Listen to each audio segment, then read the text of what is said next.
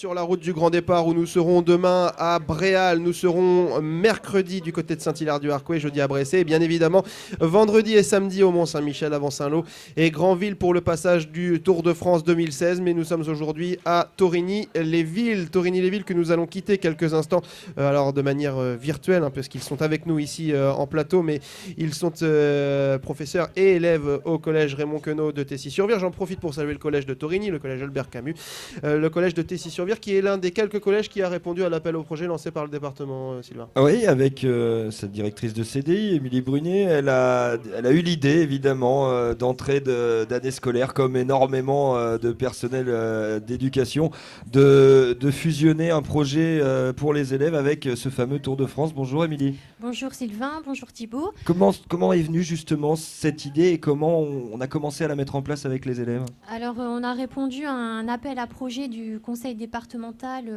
au mois d'octobre dernier. Donc on a monté une petite équipe donc avec la principale du collège qui est passionnée de vélo et avec l'enseignant de sport. Et on a donc déposé un projet qui a été accepté, on a eu les financements et c'est parti. Les grands moments de ce projet, ça a été une expo d'abord?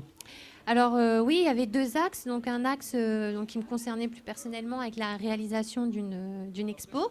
Raymond Queneau fait son expo. Donc c'était avec le niveau 5e et des élèves volontaires.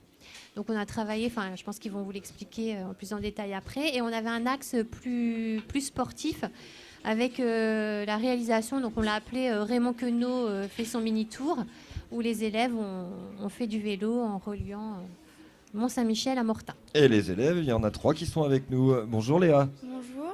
Nous avons fait une exposition. On a travaillé pendant 2 mois sur plusieurs thèmes comme les métiers du tour, la caravane. Et après, on a invité du monde pour venir voir notre vernissage et le travail qu'on avait fait. Et d'ailleurs, j'étais là, je tiens à le souligner parce que j'étais là au moment où ils ont présenté ce travail à Christian Prudhomme himself, le directeur de ce Tour de France cycliste, et il a trouvé ce travail remarquable. Il a eu bien raison parce que le travail était réellement remarquable. Charlotte, je vais me tourner vers toi à présent. T'en retires quoi de ce projet Tour de France qui vous a conduit toute l'année scolaire finalement? C'est un beau projet. T'as appris quoi dans la manière de faire sur l'expo, justement, sur le projet mis en place par Madame Brunet? Vous avez appris à travailler différemment? Oui, je connaissais pas beaucoup le Tour de France et du coup j'ai appris plein de choses avec ce projet. Simon, toi aussi tu étais dans ce projet. Alors moi j'ai eu la chance de vous rencontrer au cœur du printemps, si je me rappelle bien, et tu étais un des élèves les plus questionnants, qui m'a posé le plus de questions. Ça avait l'air d'être important pour toi ce projet Tour de France. Oui, bonjour. D'abord parce que j'adore le Tour de France, j'ai regardé presque toutes les étapes. Moi ce qui me passionne le plus ce sont les étapes dans les montagnes avec les Pyrénées, les Alpes, les grands cols connus comme la Croix de Fer, le Tourmalet. C'est un futur Thibaut Deslandes ça, hein?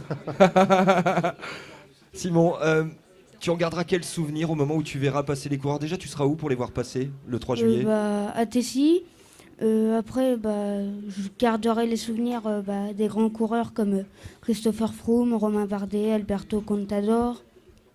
Vous avez fait aussi, et on va peut-être en reparler, vous avez fait du vélo aussi, je crois. Vous êtes allé sur la route entre le Mont-Saint-Michel et Mortain. Oui, on a fait donc l'acte sportif. Raymond Queneau fait son mini-tour. Donc on est parti de la baie du Mont-Saint-Michel pour aller jusqu'à Mortain en vélo.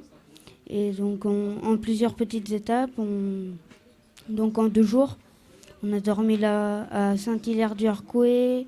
Il y avait plusieurs petits groupes. Allez, on va arrêter le. On va arrêter parce que Simon, il est complètement stressé. Ouais, mais vous êtes bien débrouillé, c'était parfait. Oui, vous êtes bien débrouillé. J'en profite pour saluer votre professeur de PS. J'ai eu le même que vous. Je l'ai eu aussi. Michel Comerac. Voilà, j'en profite pour le saluer. Et vous avez eu l'occasion de discuter aussi avec l'un des cyclistes du département, Amel Moinard, c'est ça? Oui. Par Skype? Oui, par Skype au CDI. Bonjour Amel Moinard. Vous êtes avec nous? Oui. Bon, alors, ils étaient sympas, ces élèves de Tessy. Je sais que vous l'avez fait aussi avec d'autres élèves de plusieurs collèges de la Manche. D'abord, je le disais hors antenne, je vous ai trouvé hyper disponible en marge de ce Tour de France, alors que vous préparez quand même la plus grosse épreuve de l'année. C'était une évidence pour vous d'être disponible pour le département, alors que le Tour de France part de la Manche? Bah, ouais, quand même, surtout pour les jeunes, je veux dire, c'est quand on a entre 10 et 15 ans, souvent qu'on se prend de la passion pour un sport et puis faire partager moi, cette passion que j'avais pour le Tour de France et pour le cyclisme en général à cet âge-là. Je me dis que j'aurais rêvé de pouvoir communiquer avec un sportif professionnel, un coureur cycliste. Donc, me dire, bah voilà, je vais partager un petit peu ça, ce que j'aurais aimé vivre à cet âge-là. Donc, ça n'a pas été toujours simple à organiser, mais on a toujours su trouver quelques minutes pour pouvoir partager. Voire même des heures, Amael, puisque samedi vous étiez dans votre fief cherbourgeois et vous avez passé toute la journée encore à Cherbourg. On a l'impression que vous voulez vraiment profiter, vous, de chaque instant de ce grand départ dans la Manche. Oui, complètement. Hein. Ça va être mon 8e Tour de France. Donc j'ai aussi l'expérience qu'une fois qu'on est parti à l'hôtel avec l'équipe, on n'a plus de temps du tout à partager avec les supporters. Donc c'est vrai que c'est une occasion unique pour moi en tant que Nord-Cotentinois et Cherbourgeois d'avoir le Tour qui va passer par ici. Donc c'est vraiment là que je voulais me rendre disponible parce que je sais que ça sera l'unique chance de ma carrière et de me dire faire partager tous ces spectateurs, tous ces gens qui adorent le vélo dans la Manche. Eh ben, c'est que mieux parce que ça me fera aussi plus de supporters certainement sur la route et j'avais vraiment envie de partager tout ça avec eux et voilà, mon amour pour le vélo, enfin ma passion, j'avais vraiment envie de communiquer tout ça et j'avais un petit peu de temps avant, donc j'en ai profité. Sur le plan sportif, Amael, vous n'étiez pas au départ du Tour de France 2015. Je sais, ça a été une vraie déception. Ça valait le coup de rater le 2015 pour être là au 2016? Oui, complètement. Après, c'était une déception forcément en 2015, mais bon, j'avais aussi fait un excellent Tour d'Italie, donc si on met tout ça sur la balance, le cheminement actuel qui m'a amené au départ de ce Tour 2016 est vraiment très bon et je regrette rien du tout de ce qui s'est passé l'an passé. C'est simplement quand on est coureur français et quand on adore le Tour de France, et depuis que j'ai l'âge de 10 ans, je regarde tous les Tours de France, toutes les étapes. Donc, on ne veut pas rater une édition quand on sent qu'on est capable de jouer un rôle et qu'on est bien sportivement. On veut vraiment toujours être au départ. Mais des fois, il faut savoir aussi relativiser et puis se dire finalement, c'est peut-être un mal pour un bien et je suis vraiment content d'être au départ cette année et je vais en profiter un maximum. On était avec Anthony Delaplace vendredi en direct également par téléphone. On évoquait avec Anthony un éventuel bon de sortie sur les 2 premières étapes. Vous, ce ne sera pas forcément le cas puisque vous serez chargé de protéger Richie Porte et TJ Van Garderen. Ouais, c'est en fait des stratégies d'équipe qui sont complètement différentes. Anthony est dans une équipe où il peut se permettre d'aller à l'avant, où c'est justement son objectif sportif et puis de communication. Mais là, pour l'équipe BMC, les objectifs sont bien plus lointains et certainement un peu plus importants aussi en termes de classement général. Amael, on imagine aisément que votre cœur battra peut-être plus fort en rentrant dans le Cherbourgeois dimanche. Ouais, mais je pense qu'il battra déjà assez fort comme ça, vu la vitesse que ça devrait aller dans le final. Parce que tout le monde appréhende un petit peu ces étapes. Hein, au niveau du papier, c'est quand même pas tout simple. Donc oui, évidemment, j'aurai un pincement au cœur. Mais bon, déjà, dès que pour moi, on va partir de Saint-Lô, enfin sur toute étape, je connais toutes les routes. J'ai gagné un peu des courses chez les jeunes dans toutes les communes où on va traverser, où l'étape numéro 2 va traverser la Manche. Donc ça va forcément être des grands souvenirs pour moi et de me dire que je côtoie les plus grands coureurs cyclistes actuels sur des routes où j'ai pu lever les bras chaque week-end. C'est quand même super, c'est grisant. Merci Amael Moinard, on va rester sur ce mot-là, grisant, parce que ça doit être le cas effectivement. Merci d'avoir pris quelques minutes pour parler avec nous ce midi sur l'antenne de Tendance Ouest. On sait que vous allez être hyper sollicité cette semaine. On sait que évidemment tout le monde attend Amael Moinard, Anthony Delaplace et Michael Chirel, les 3 Manchois. Donc on vous remercie vraiment d'avoir pris quelques instants pour parler avec nous et on vous dit donc à samedi sur le vélo, Amael. Ok, à très vite. Merci. Richard Vivien est avec nous. Richard, bonjour. Bonjour. On est chez vous. On est à domicile. Hein. C'est vrai que plus ça va, plus j'ai l'impression de revenir sur Torigny. j'ai vu que j'avais grandi sur Torigny ces derniers temps. Alors Torigny-les-Villes qui a décidé de vous rendre hommage en marge de ce passage du Tour de France avec ce que l'on voit sur le côté du château. Je ne veux pas tout décrire parce que c'est une belle photo, hein, tout simplement, de Richard Vivien. Il faut juste venir la voir. J'imagine que il y a un peu d'émotion quand on vous rend hommage comme ça en marge d'un événement comme le Tour. Alors c'est vrai qu'à Torigny, la reconnaissance, elle est là. Il l'avait déjà fait avec le complexe sportif. Et aujourd'hui, il y a une image qui est importante. Et c'est vrai que quand je l'ai vu pour la première fois, je suis venu la voir. D'abord, je l'ai vu sur les liens sociaux en premier. Et puis quand je suis venu la voir, j'ai dit ouf. J'étais petit à côté de ce que ça pouvait représenter et c'est vraiment plein d'émotions. Voilà, champion du monde 1987. Justement, il y a près de 30 ans maintenant, Richard, vous leviez les bras en Autriche pour gagner ce maillot arc-en-ciel. Vous n'avez jamais levé les bras et pour cause sur un Tour de France, mais on imagine aisément que ce grand départ dans la Manche, ça doit vous faire quelque chose ? Alors c'est clair que pour ma carrière, c'est peut-être la seule chose qui me manque. C'est clair. C'est un manque vraiment là, encore aujourd'hui ? Oui, parce que l'aboutissement, c'est quand même de pouvoir faire un tour. D'être pro, c'est quelque chose, mais ça, c'était que de ma volonté. De faire le tour, c'était encore un autre challenge, mais voilà, ça ne s'est pas présenté. C'est le seul regret que je pourrais avoir dans ma carrière. Et c'est vrai qu'aujourd'hui, le tour dans la Manche, comme il se présente, avec 3 jours, c'est vraiment géant. Je pense qu'il n'y a pas beaucoup de régions ou même de pays qui font 3 jours dans le même département. Il n'y en a pas, il n'y en a jamais eu encore. Voilà, et puis on a l'impression que le tour il tourne dans le jardin, donc c'est vraiment formidable. Hein. Ce Tour de France qui partira le 2 juillet du Mont-Saint-Michel, évidemment, vous allez suivre ça avec grande attention. Alors avant de vous demander un petit regard sportif quand même, avant de se risquer au jeu des pronostics, parce qu'on est obligé de le faire avec vous. Vous serez où, Richard, pendant ces 3 jours de grand départ ? Alors je vais déjà aller au Mont-Saint-Michel. J'ai un employeur qui est sponsor de l'épreuve, donc qui m'a invité à y être, donc je vais y être. Puis je vais essayer de faire au plus vite pour pouvoir revenir dans la commune, mais c'est sur la même étape, donc ça va être un petit peu difficile. Mais il passe à 100 mètres de chez moi, donc je vais essayer de revenir au plus vite pour être à 100 mètres de chez moi.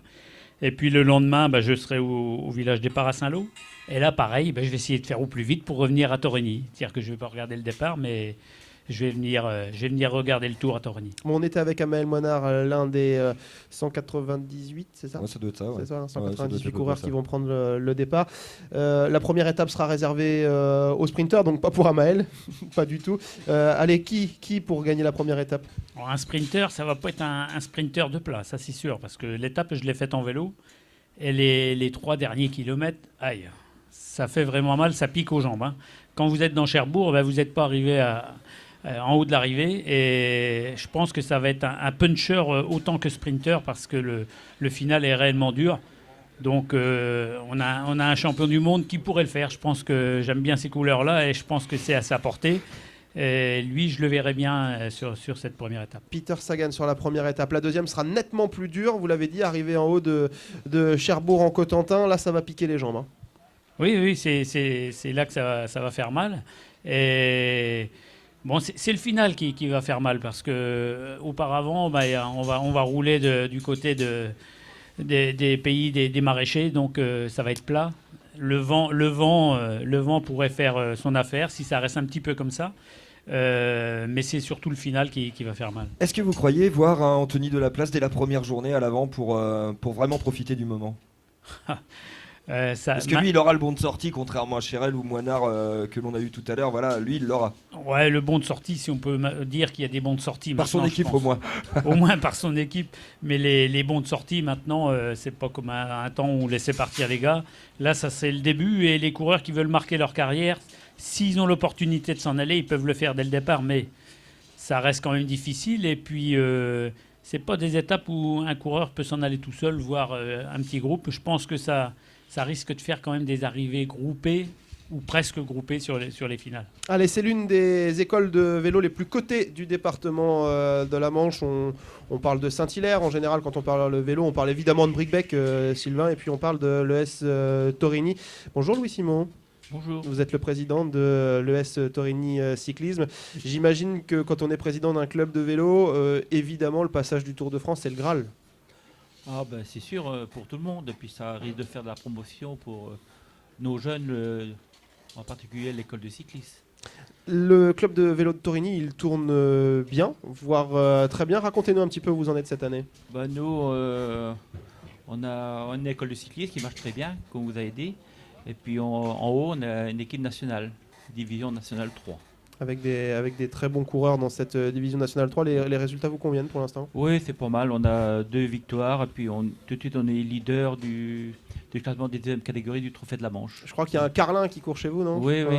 Alexis. Alexis Carlin, ouais. Je vois Claude qui est là. Bon, il a loupé il aurait pu gagner 3 victoires, mais bon, il a eu des petits problèmes. Mais bon, c'est comme ça. Mais bon, on est en division 3. On est dans le milieu du classement, mais bon, on est quand même le petit poussé. Hein. On a Marseille, on a Bordeaux, on a tout ça. Bon, on est quand même petit quand même. Hein. Justement, c'est pas trop dur à gérer d'avoir un club qui a un aussi grand rayonnement avec, vous l'avez dit, des petits budgets, des difficultés parfois peut-être pour les déplacements. C'est pas trop compliqué à gérer quand on est à Torigny? Non, parce qu'on a quand même des gens capables, des bénévoles qui sont capables autour de nous. C'est pas. Mais bon, c'est toujours, c'est comme tous les présidents de club, hein, comme vous êtes. Vous. Sylvain, avant J'avais encore rien dit, moi. avant que je vous laisse poser la C'est toujours question, le problème du budget, c'est toujours pareil. avant que je vous laisse poser la question, je vais demander à Mickaël Menant et à Alain Marie de venir nous rejoindre là autour de la Oui, je voulais table. ajouter quelque chose, parce que 2 secondes. On fait la promotion du club à travers la caravane du Tour de France. Il y aura 5 personnes sur la caravane habillées en coureur. Ne Maillot manquez de pas Torigny. les maillots bleus et blancs donc de l'ES Torigny. Voilà, c'est ça. Allez, on va Merci parler. beaucoup. Merci à vous, Louis-Simon. On va parler avec Alain Marie et Mickaël Menant d'autres sports. Alors, on commence par l'athlé. On commence par l'athlétisme avec Mickaël Menant. Bonjour. Oui, bonjour. Bon, on parle athlé aussi quand on vient ici du côté de Torigny et de Condé. Oui, un petit club donc, qui a bien grandi en 4 ans, puisqu'on est passé d'une centaine de licenciés, on est à 277 cette année. Une école d'athlétisme donc pour les tout petits, des compétiteurs de 12 ans à 60 ans, et puis un gros groupe loisir, donc le sport santé qui se développe énormément en ce moment. Mickaël, comment on fait pour exister quand on est le club d'athlétisme de Torigny avec les grands voisins autour? L'offre est un petit peu différente, donc nous on a beaucoup de loisirs comme je disais, donc sport santé, donc avec beaucoup de bénévoles pour l'encadrement. Et depuis 4-5 ans, donc, on arrive à former des entraîneurs et on a commencé à avoir des beaux résultats. Là, encore hier, j'étais à l'Aigle avec des Benjamins minimes. On ramène 3 médailles, dont une championne donc, en Benjamin à la longueur. L'athlé, c'est d'abord par l'école que vous récupérez vos éventuels licenciés? Non, même pas Maintenant trop. C'est plus le bouche Ouais. à oreille et puis donc la bonne promotion qu'on fait donc, via les journaux, via notre site internet. Et puis oui, le bouche à oreille fait beaucoup, je pense. Les objectifs pour les prochaines années, quels sont-ils? Est-ce qu'il y a des grands axes de tracé déjà? Mais donc, continuer de développer donc, le sport pour les tout-petits, puisque c'est vraiment entre guillemets, notre vivier. Et puis, continuer de développer le sport compétition, puisqu'au niveau du loisir, on est bien là avec 200 licenciés. Sport compétition pour tout ce qui est compétition, aussi bien la piste, les lancers, puisqu'on a des championnes ou vice-championnes région départementales au niveau des lancers de disques. On fait tout à la hauteur, donc on a une championne régionale aussi bien à la hauteur qu'à la longueur, donc Julie Buisson hier en Benjamin. Merci Mickaël Menant d'être venu nous parler quelques instants de l'athlé ici à Torigny et à Condé. Charles, on va faire un petit tour du côté du tendance emploi et puis on se retrouve pour terminer cette émission avec les 2 maires délégués de Torigny-les-Villes. Il y aura avec nous Mickaël Grandin et Dominique Rose pour Guilberville et pour Giéville. On parlera avec eux de leur commune mais aussi des animations qui vont être mises en place ici à Torigny dimanche en marge du passage du Tour de France.